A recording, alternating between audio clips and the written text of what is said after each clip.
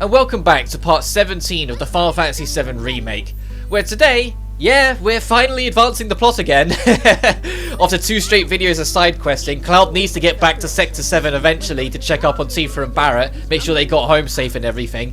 So as much as it's been nice to help out the people here, we gotta go eventually, so that we will do, but oh, there seems to be trouble ahead.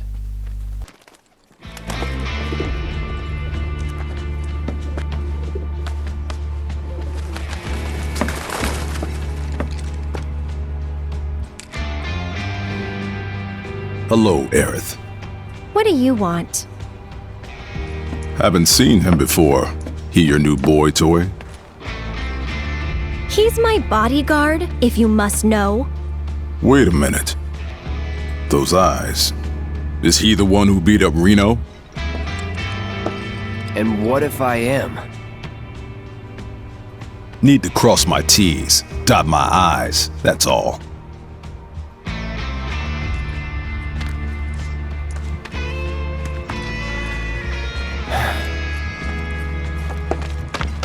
Cloud, leave him be. Rude's not a bad person, really. No, I'm not bad. But like it or not, I sometimes have to do bad things.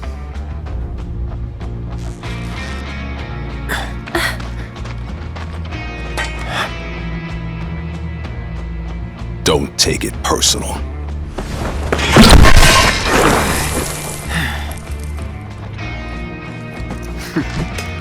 You Turks are all the same. All bark, no bite. You're one to talk. Acting as the second boss of this chapter, Rude stands before us. Yes, that's his name. Be wary. With his physical attacks, if they're a specialized physical attack, like Haymaker, you can't parry them. You can't counter them with the operator stance. You will just take it on the chin. I forgot that initially, so you're going to see me get caught by it a couple times. Initially, try and avoid being at point blank with him, because if he goes to use C's, it's a command grab, so can't be blocked. See, there's me taking a Haymaker to the face, because you can't counter it. If he goes to use C's, you need to be able to get out of the way. On hard mode, he will just rip it out at random, and will chase you after it for a while. So you'll have to straight up run away from him, because if you just swap off, he will always catch the person that he was after, because the AI won't realize that they need to run away. But similar to the Reno fight, this fight's pretty quick. And it's because they both are in this chapter, I imagine, and because they're teaching you how these characters work, because you might already gather just from the nature of who they are and what they do, this isn't going to be the only time we're going to be meeting these faces. So now we get taught how they work, so then when we get to the real event later on, we can just jump straight in and stand a chance. Enjoy the ride. You can kind of bully Rude with wind magic, admittedly, because every time he's hit by it, he puts him into a pressured state. So if you get Cloud to have enough ATB for focused attacks, and then just have Aerith do the rest of the work magic-wise, you can, like, stagger Rude very quickly. Sweet Dreams fucking sucks. You need to just run away if that comes at you, because it is a very annoying attack to avoid, and it chases. So Shockwave, you cannot deflect either. This motherfucker also counters all the damn time in the second phase, so be wary not to be overly aggressive, because he will counter you every chance he gets. I think the only last thing worth mentioning is because of this dude's association to Reno is so direct, like they are working partners, they share a boss theme. Like, there might be subtle differences, but I can't tell, at least my ear can't pick up on it, but they share a boss theme. They both play the same boss theme, which is the only real time this happens in the game. Please, just leave us alone. You know I can't do that.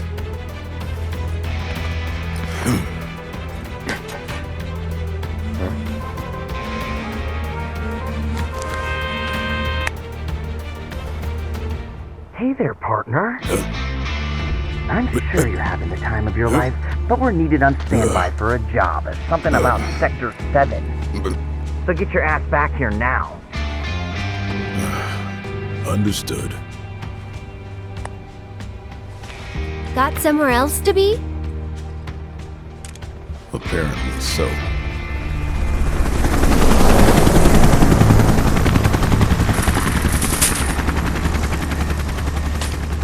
Go home and stay there. You know I can't do that.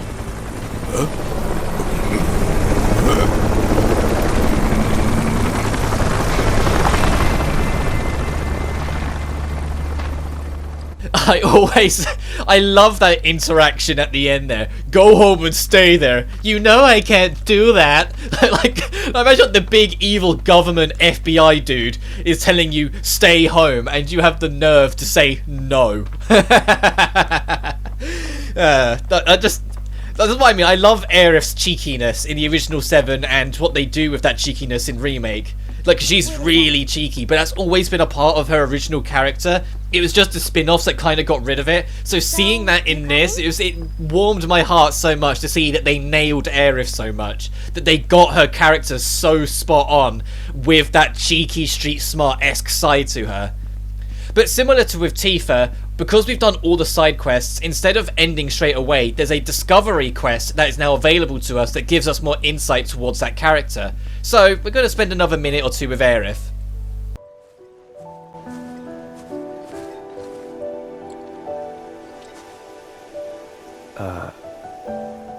You talking to the... Shh.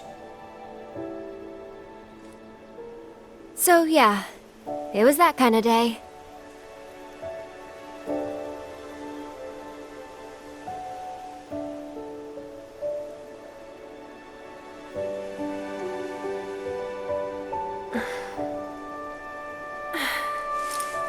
Let's go. Shouldn't keep Mom waiting. Hey. What'd they say? Good work today, guys.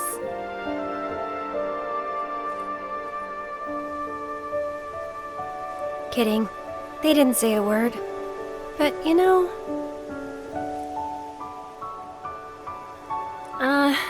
never mind. It's not like you'd believe me after all. Probably not.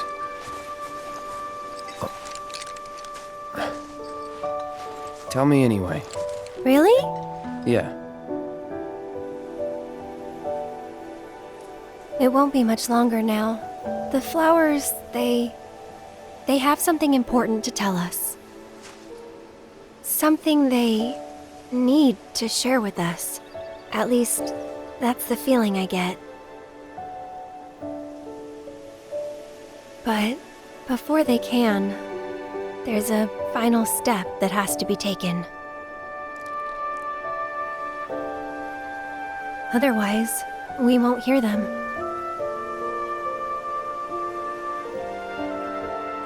Maybe I should just give up. Honestly, it's what I do best. Could have fooled me. From what I've seen, you're no quitter. Well, today's special. That's why I've been working my butt off. What's so special about it?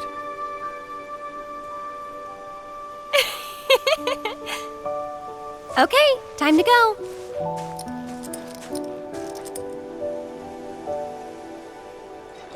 Learn to talk to her. Did the flowers say anything? Good work today, guys? That's the spirit. I think the real thing I appreciate about that scene is not just showing a different side of Aerith, a much more softer, more nervous and more honest side of her, instead of this facade that she has on all the time of always being in charge and always being confident. It's the fact that we start to see glimmers of Cloud finding his humanity again. Something that we really haven't got to see too much of up until this point. We've seen bits, but that was the first big piece of seeing it.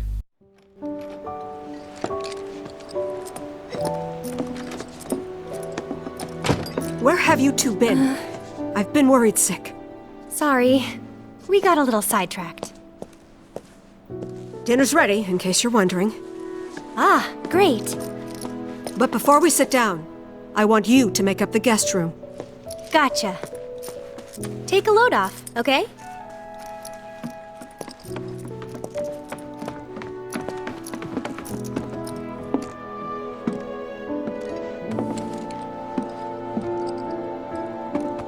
Judging by those eyes, I'm guessing you're a soldier.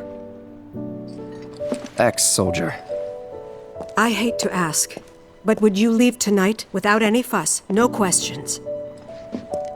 You boys made a trade, a normal life, for power. You can't have it both ways. I'm back! Good! Now, I hope you're hungry. Starving, right?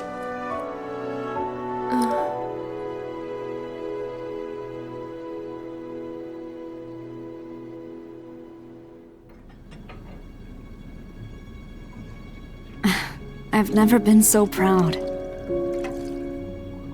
The man you've become. Women must be hounding you day and night. Not really. You know, there's all kinds of temptations in the big city. I'd feel a lot better if I knew you'd found a good girl. One who'd make sure you didn't get into trouble. I can take care of myself. An older, more mature girl that could keep you on the straight and narrow and tell you when you're being a silly goose.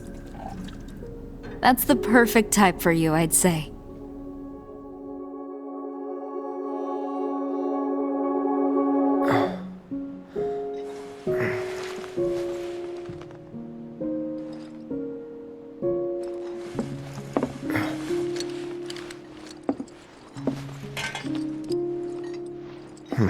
Don't want to overstay my welcome. Something that this game doesn't touch upon too much, but is something worth mentioning, and a shining example of what I mean is through Roach, is that soldiers, when they get injected with like raw Marco energy to a severe extent to gain their superhuman like strength and abilities that they have, they do it at the cost of their life. And it's kind of what Elmira was getting at there, where she said you chose power over your life, you can't have both. These soldiers, whether it's Cloud, whether it's Roach, whether it's anyone else, they're not gonna live the length of life that everyone else is. By getting that supreme power, they get the ability to fight whatever war, do whatever they gotta do. But that power is like an adrenaline rush. It's like an adrenaline junkie. Like, they've had their fill. It's gonna pass eventually, and when it does, they'll be crippled for life and likely die soon. Got it.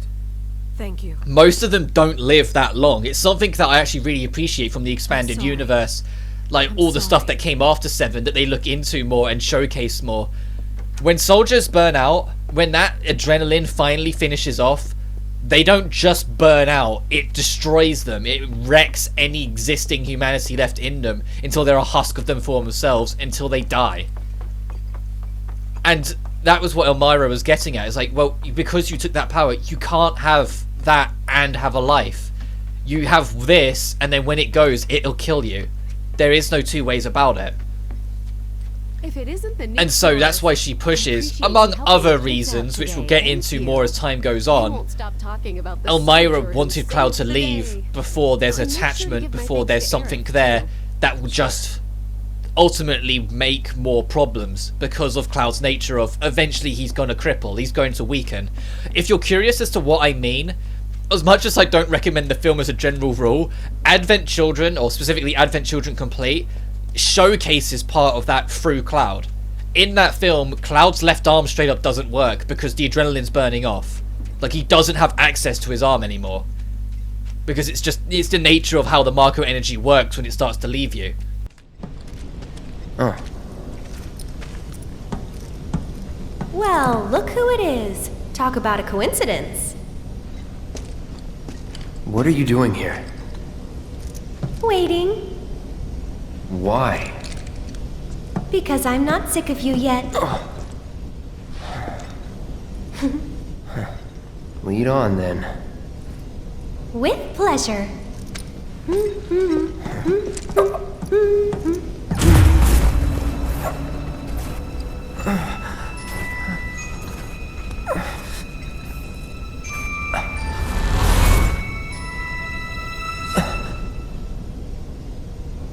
Cloud? Is something wrong? It's nothing.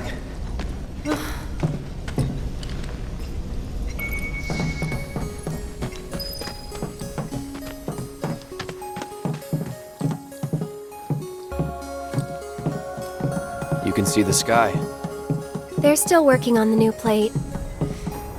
I don't like this part of Midgar. Back when they were still building Midgar, there was an accident, and the plate fell.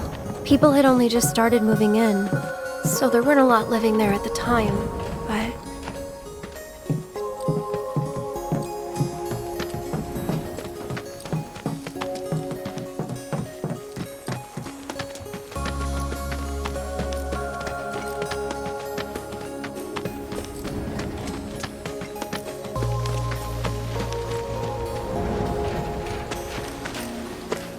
And that's?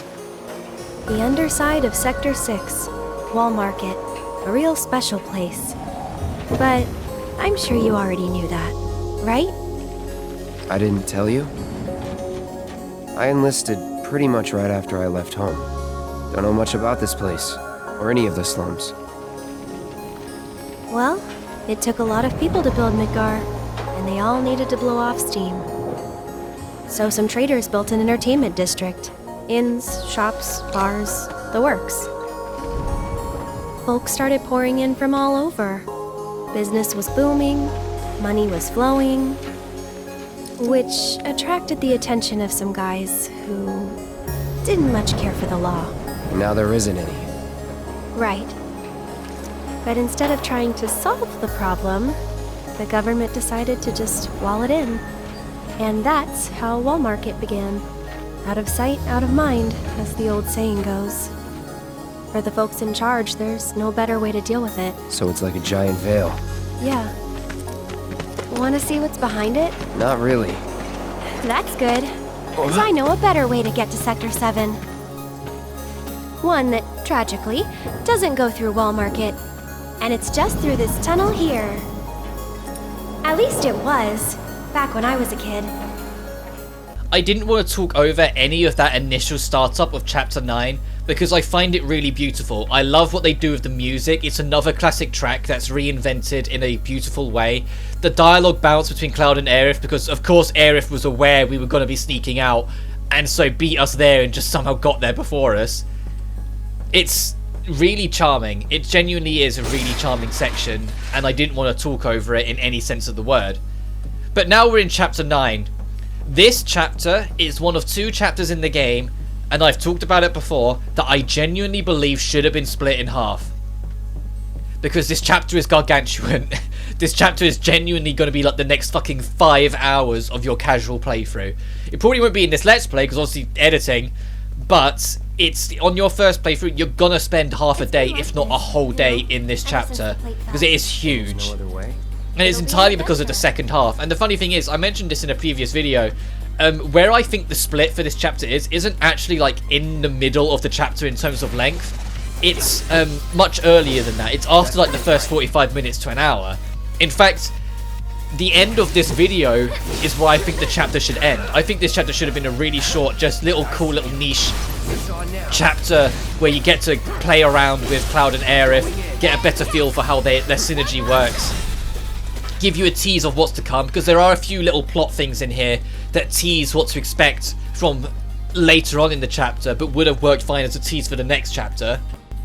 And has a nice gimmick that's nice to do the first time, but not so fun to do several times later, which by the nature of that one trophy I keep on talking about, you have to do this chapter at least 3 times. Because this is the chapter where that decision we made at the end of Tifa's side quest and the decision of how many side quests we did with Aerith actually start to have an effect. And we will see that, it won't be in this video, but we are going to see it during this chapter. So if you want to get the trophy for seeing every single possible outcome of that, you'll be doing this chapter at least 3 times, because there's at least 3 outcomes for each of the 3 characters involved in the thing I'm alluding to. So you'll be doing this opening stretch where you run through this area, you do this gimmick that I'm looking at right now with the hand, and all the little scenes in between 3 times before you can even do the thing that actually will get you the trophy. Someone's pulled up the ladder. But the way this gimmick works, there's 3 times we're going to be doing this, like an easy one, a normal one, and a hard one, even though I can tell you right now, none of them are hard. You'll take a glance at them and go, oh, okay, I see what I've got to do. The way it works is that there is a ladder at the end of the section that is currently locked up, so you can't get to it. you need to find a way to get it down. You do that by having Aerith be the one that goes to do it. So you use these hands to give her a ride. You get her around in various ways. Later on, it won't be as simple as just put the hand in the right place, pick up Aerith and move her to a spot. There will be containers in the way, or there will be a gap of space where, well, if you try to bring Aerith straight there, you won't be able to do it straight away. There'll be something making it difficult, so you'll have to move things around. It's a basic puzzle, but it's still a puzzle to get things to work. The only real downside of it is that they're easy to solve, but the hand moves slowly. So it feels like this puzzle ends up taking longer than it needs to. Not because it's actually a difficult puzzle that took you a lot of time to figure out, but because the hand takes forever to get it where you need it to be. And this is a cute scene. This is cute. I really do appreciate this and what they go for with this. Yeah. Like Aerith's like, yeah, high five, and Cloud does. He doesn't know what that is. Like I say, he doesn't really have any real humanity in him. All the stuff that happened with the Marco and the soldiers burnt it out of him and turned him into like a robotic killing machine. But throughout all the time he spends with Aerith, you're gonna see a lot more cracks in that start to show. Like, you already saw little glimmers of it start to show with Tifa, but it was very little. It was absolutely minuscule cracks. Whilst Aerith, and it's the same in the original, Aerith is the reason Cloud starts showing any humanity at all. Like, without necessarily meaning to, she, in her nature of how she is, of the cheekiness, of the wholesome side of it, of the street smarts and knowing how to look after herself, whilst always being able to banter, she breaks Cloud's robotic side, so to speak, throughout this section. And this chapter is the perfect showcase of what I mean. You're going to see throughout this chapter Cloud slowly but surely become more a normal fucking person, instead of the weird robo guy that he was at the start of the game that just did his mission and got paid. When you come over here, Aerith's going to mention that the path to the left is blocked, and it usually isn't. She actually means that. When we come back to this section later on, that path won't be blocked because, it usually isn't. But it is right now. That usually is a key word that actually matters in this game, and isn't like most things. It's like, usually isn't. Oh well, and then it never is. It's always like that forever. No, we will be able to go down that other route later on, and we will be doing so. It's a nice section. In fact, this whole section's kind of nice. And the whole first half of it, the fucking music, it's entirely original music for once in the VII Remake. It's no, remixes or orchestral remasters or reworkings of classic tracks. It's an entirely original track for the exploration theme and the battle theme. And both of them are really good. There's no reason for them to be. Well, actually, I can tell you the reason why they're so good, because it's the Final Fantasy 13 composer that did it. And regardless of what you may think on 13, there's no denying 13's soundtrack is really fucking good. And it shows in how it's used in the VII Remake. Take a listen. Don't you mean we've got this? Don't overdo it. I'm coming! You can do it! I got it. Gotta get windy! Try it. Anytime now. Let's do this. Get him! Let's do this. One more shot!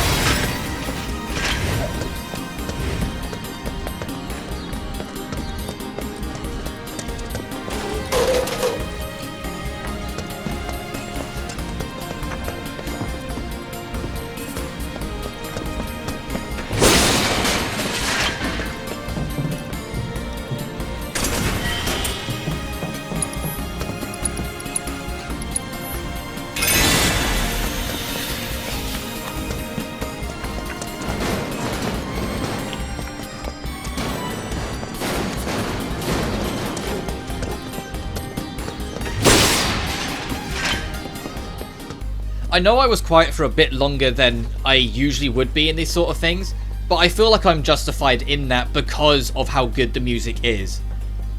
Genuinely, the idea of, we're going to have a bunch of original tracks in here as well, and not just have it all be remixes and remakes of the classic music, is an idea that very, very few devs ever tackle in any kind of remaster and remake, let alone go all in on it to the extent that they did here. And the fact that it wasn't just, you know, Nobuo Uematsu, as much as I absolutely adore the man and he's my all-time favourite composer, they got other composers in as well to do odd things, to give different feels and different ideas to the soundtrack. Because this track, even though it's kind of synthesized and it's a bit strange in places, I love it for what it is. I feel like it's perfect for this area and adds a new flavour to it that originally wasn't there. Speaking of stuff that usually isn't there, but you know, used to be, there was a unique enemy in this section in the original 7 that's no longer here, but isn't actually not removed from the game. We were seeing it later on, and it's one of the coolest things in this fucking game, and I can't wait to talk about it properly. But there is a unique enemy that you go out of your way and really want to fight in this area that you can't in the remake. It's not here. It's somewhere else. And that's all I'll say for now. It's just, if you played the original, you know what the fuck I'm talking about. It's just, this area has always been, despite being like this weird little niche side area before the next big significant plot zone, it had a lot of charm in the original.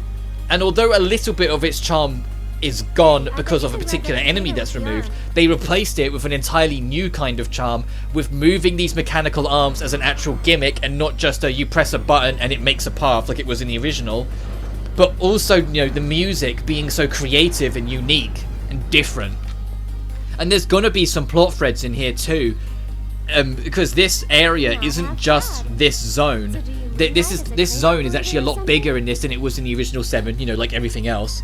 And the second half also has its own piece of music and its own unique battle theme. This is only the first half's zone and battle theme, as Aerith tries again to get Cloud to do the high five.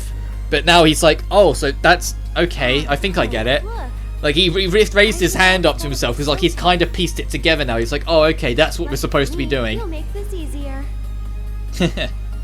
Yes, ma'am. Yes, ma'am. Right, and despite the fact that it had to kind of be spelled out a little for you, even though it's really obvious, we need to move that container out the way so we can pick up Aerith. Put it here, and then put Aerith on the container so she can get that materia to the side. You're going to see me jig the arm about a little bit, because I find the arm mechanic actually pretty boring. As much as I was just like talking about all the charms they gave this area, because of how slow the arm moves, I genuinely don't find it that interesting. Because you figure it out too quickly, but it still takes forever. So I kind of, yeah, you see me fuck around a little bit. I have a little fun with this as we go on. I do it again later on. I start trying to smack Aerith around. The game never lets you, but it's just, you gotta do something like that every now and then just to kind of entertain yourself. Because I said the robot arm gimmicks, I genuinely find it way too slow. On the plus side, when you're here on returning runs, you don't need to worry about picking up the rewards because you've already got them. So it goes by just that little bit quicker that you can take Aerith straight to the finish line instead of having to stop halfway. And it's doubly so with the third and final arm gimmick we'll be doing in a little bit. Where that one, if you're going for the item, takes forever. But if once you've got it and you go for it again, you cut that time in half. Hold on while I drop the ladder. But now that ladder's dropped, we are done with the second gimmick, and we can move on. This ladder in front of us is also dropped, which it wasn't a second ago. So you don't have to go all the way back around and down to go to it. You can just run straight for it. Cloud, over here. Got Aerith's kind of busting ahead. That does happen from time to time. The reason why she's doing it is because the game wants you to follow her and not immediately steer right where that ladder is. They want you to follow her to the dead end because there's a cutscene that will play here that you will straight up miss if you just turn a right. It's not much of a cutscene, but it's hinting at something else and teasing towards what you're about to be going towards. Because there is a lit, well, it used to be lit campfire, but it's still in cinders, as you can see, so it only went out rather recently. Additionally, over here is a bench to rest at and a shop to buy a new music track from. This is basically the halfway point of this dungeon, for lack of a better word. I hesitate to say dungeon, because, you know, this isn't... Once we leave Midgar, like once part 2 comes out, then it'll be easier to talk about dungeons, because then it becomes a lot more of a classic fantasy game. But all the time in Midgar, I've never really classed any of these areas as dungeons. Like, it's just always been parts of Midgar and the different parts of it. Like, the first real dungeon isn't until the caves that you go to after you visit Calm Village. or the village of Calm, whichever way around you want to call it. Whilst this, because, you know, it doesn't go that far, it's only in Midgar, they had to try and make dungeon-esque environments for you to work through, so it wasn't just a linear progression with enemies every now and then. It's kind of why the subway area was so expanded out in Chapter 5. Because that was to make it act like a dungeon. It even had a unique boss fight at the end of it to seal the deal. It's a similar deal here, where they've expanded this right out to make it feel more like a dungeon expedition. But there's no unique boss fight at the end of this bit, because this is only part of, you know, this gargantuan chapter. I think if they had split it where I feel like they should have, maybe they would have put a boss of some kind at the end, or just like an expanded fight to make it feel like that. But because of the route they went, it already would have been hard enough considering everything else that's going to be in this chapter that we have to deal with, especially in hard mode. Holy shit, in hard mode, we're approaching like the first major wall of hard mode. And I wish I was kidding when I say that. Like, the amount of people I see get stuck at a certain boss later in this chapter.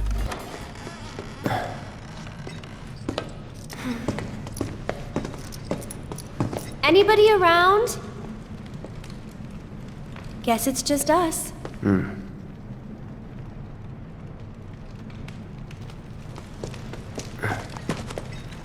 It's still warm. Should we relight it? Have our own campfire?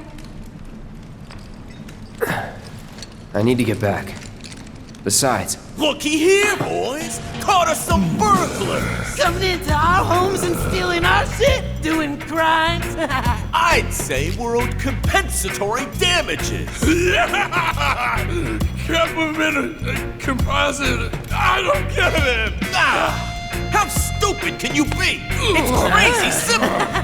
Compensatory damages is like, it's like compensation for damages! Oh yeah! That's what you get when you, when somebody else. we haven't done anything wrong. Yeah, we were just passing through. Oh, a likely story. Okay, what do you want? Nothing but our due recompense, that's all! Due recompense. Due recompense. No shit for brains, due recompense! It's like, compensatory damages! Of course, Damages recompense. Simple as that! I think we've heard enough. Alright, time to introduce bandits. These three in particular are named, but the rest usually aren't. The way the bandits work, and it makes them so fucking annoying, is that they will try and stun you, like they just did the Cloud. As soon as they do, they will race up to you to try and rob you from your gil or items. If they rob an item, they'll never take anything too significant, so don't stress too much. Like, it'll probably be like a potion or an antidote sort of thing. Like, they're not about the nick and elixir, thankfully. Whilst money, it depends how much you've got. It tends to be a percentage, but there is like a bit of wiggle room and generosity of it. You won't be robbed blind, thankfully. You'll always still have some money, and you'll get a lot of it back when you defeat them. They tend to drop a lot when defeated. But they're going to be our standard enemy for the rest of this dungeon now. They're going to be like the hooligans that are around. And all of them do the same thing. They try and stun you so then they can freely rob you. And because Cloud is a physical attacker, he's always in stun range. So you're going to see me get stunned in almost every single encounter, despite my best efforts to try and avoid it. Random question. Meaning Aerith usually has to deal with stuff. That is random. You don't have to. And we get a little bit more Cloud and Aerith chat time as well as we go through here. Like, not to the same extent as the rooftop bit, but just more like flavor text to give you a better idea of the characters, what they think and what they're up to. It's, like I said, one of the most charming things of this game is genuinely the dialogue. Like, it isn't like non-stop shutting up banter, or never shutting up even banter sort of thing. There's genuine heartfelt chats and moments where the game just stops and lets you figure stuff out still. Like, it's not constant, like a certain recently released Marvel game was. And to be fair, that's not a jab at the Guardians of the Galaxy game. I actually enjoy that game. But there's no denying that, holy shit, that game does never shuts up. Like, you have to accept that that game is the Banterfest game. And it will never stop talking.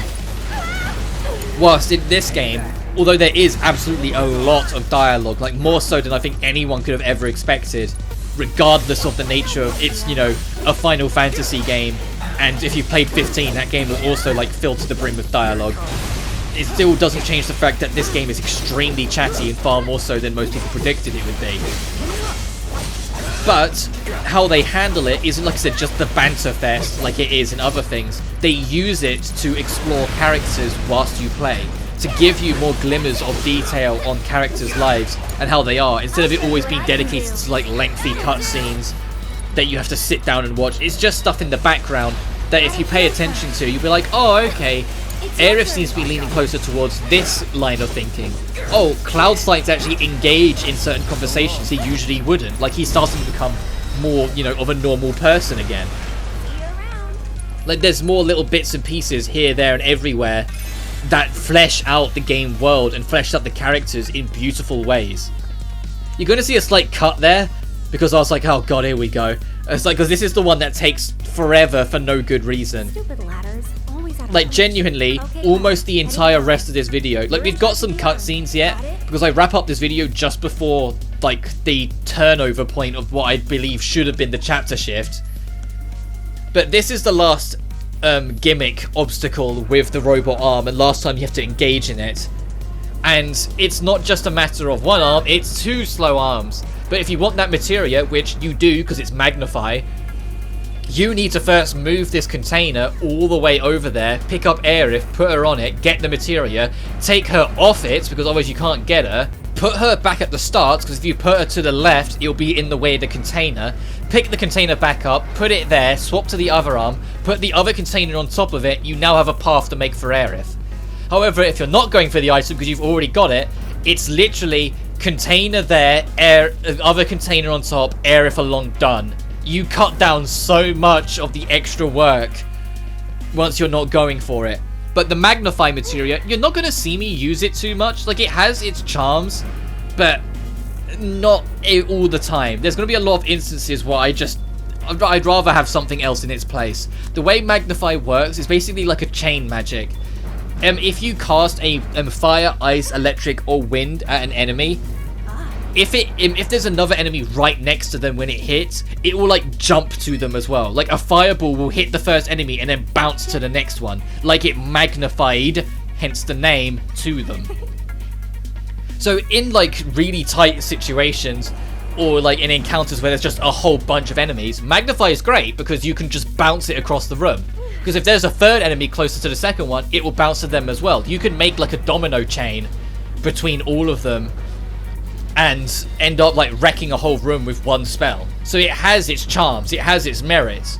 But in smaller encounters where there's less enemies, or if the enemies space out a whole bunch, there's other materia you might want in Magnify's place. And so it ends up, at least to me, losing some of its charm. Especially because there's a materia called All that we'll get later on.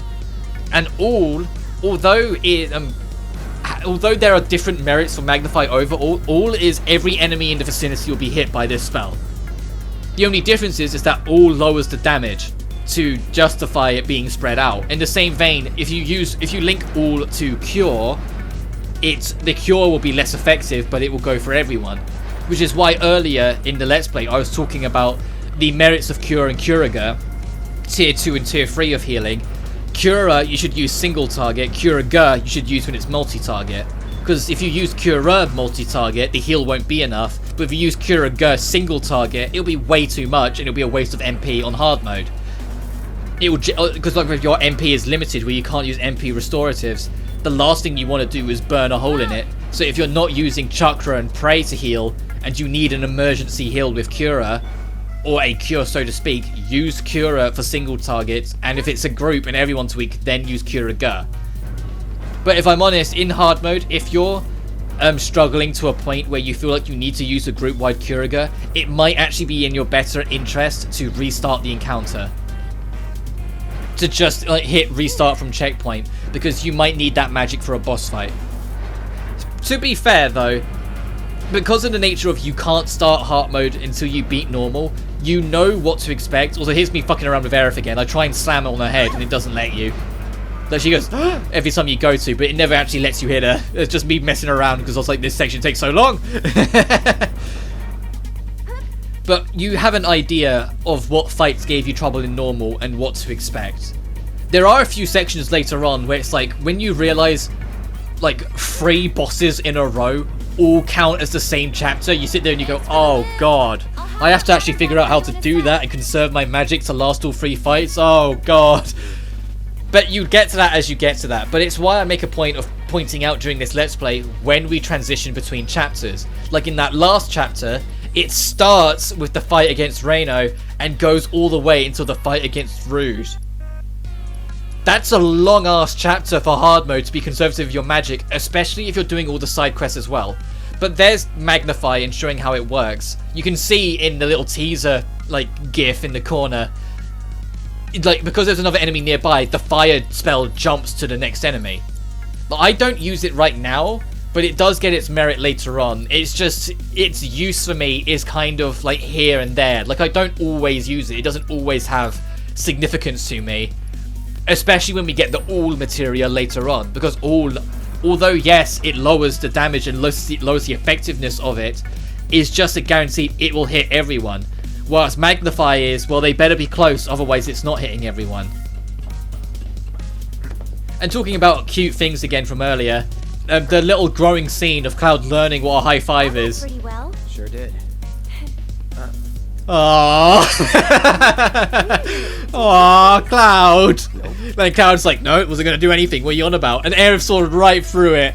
She was like, oh, you wanted to actually do the high five there. You've learnt. She built it into him without realizing that it was something he actually was prepared to do then. Like, to show his humanity, to be a nicer person. Like, it wasn't he wasn't doing it just for Aerith's sake. He wanted to do that and kind of went, oh. But now's the last real encounter before we get out of here. The last group of bandits. This is a large-ish group, so, you know, expect to get stunned at least once. There it is. I'm coming.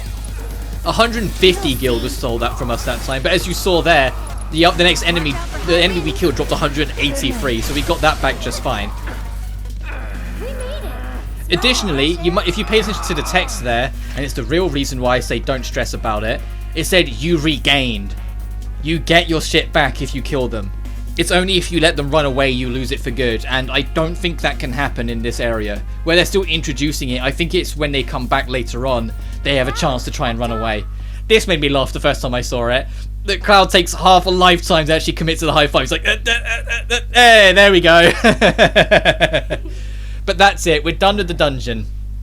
And in my mind, after these cutscenes coming up, I feel like that's where the chapter should end. Because it's a nice little bite-sized dungeon. Alright, there it is. The gate to Sector 7. Looks shut. How do we open it? More importantly, how about we take a break? Sound good? No. I don't have time for... Up there looks nice. Come on.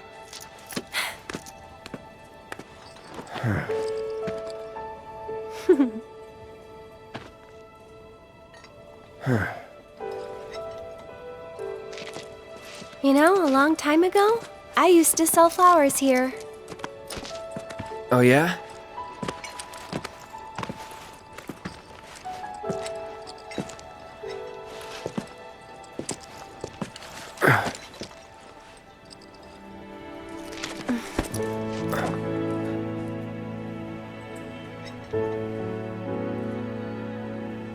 So, Cloud, you were a soldier first class, right?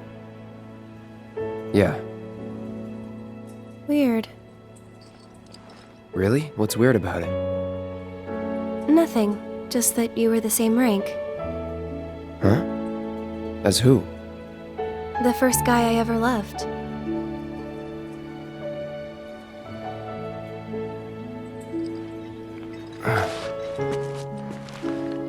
What's his name? I probably know him.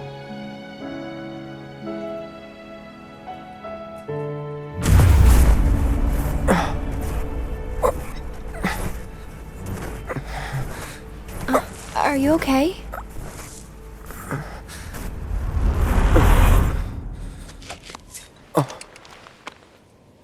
Wow. Your eyes. Oh. It's 'cause of the Mako. All soldiers have them. Yeah, I know. Sorry, I'm bumming you out. We should go.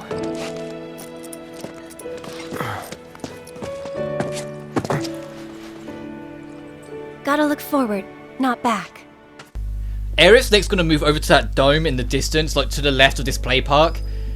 When you talk to her, she will show you the shortcut she's been talking about to get into Sector 7. When you say, okay, I'm ready to go, that is precisely when I feel like Chapter 9 should end and it should go into a new chapter. But like I said, it doesn't. This was just the opening to like the biggest chapter of the game. But I feel like even though this is not halfway, like it's barely 10%, I feel like that would have been a good spot to just break up and make this cute little chapter, it is what it is. That cute little section where you get more of an idea of Cloud's personality and who he is.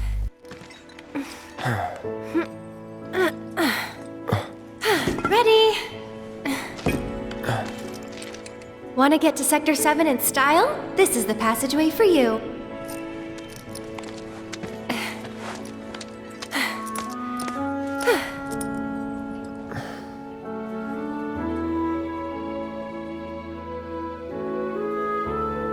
So...